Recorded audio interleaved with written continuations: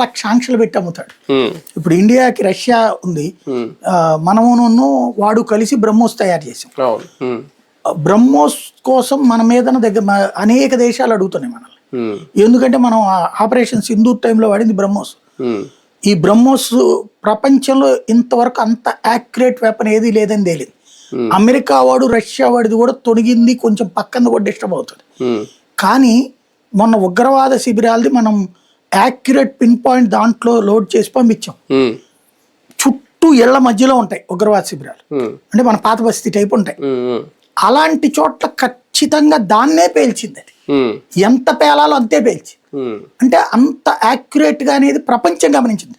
మన వాళ్ళకి ఎక్కడ చెప్పుకోవడం జాతకాలే సన్నాసులకు కానీ అక్కడ వాళ్ళకి బాగా కనబడింది. ఆ ఇంపాక్ట్ తో బ్రహ్మోస్ కావాలని దాదాపుగా 12 దేశాలు అడుగుతున్నాయి. కానీ రష్యా ఓకే చేయట్లా. ఇప్పటికి 2 దేశాలకే చేసాం. ఇప్పుడు ఆకాశ క్షిపణులను ఇస్తున్నాం, మనం అమ్ముతున్నాం. ఇప్పుడు టర్కీ మన దగ్గర ఓవర్ యాక్షన్ చేసింది.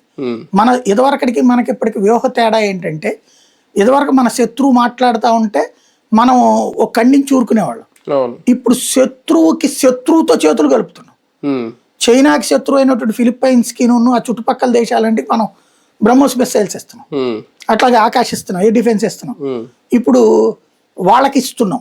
ఏది ఎక్కడైతే ఈ ఆర్మేనియా, గ్రీసు, సైప్రస్ ఈ 3 దేశాలు టర్కీకి శత్రువులు. వాడు కాశ్మీర్లో కూడా మనతో కెలుక్కున్నాడు. అందుకని మనం తీసుకెళ్ళి అక్కడ ఇస్తున్నాం. ఇలాంటిది మనం ఆ స్థాయిలో ప్లాన్ చేస్తున్నాం.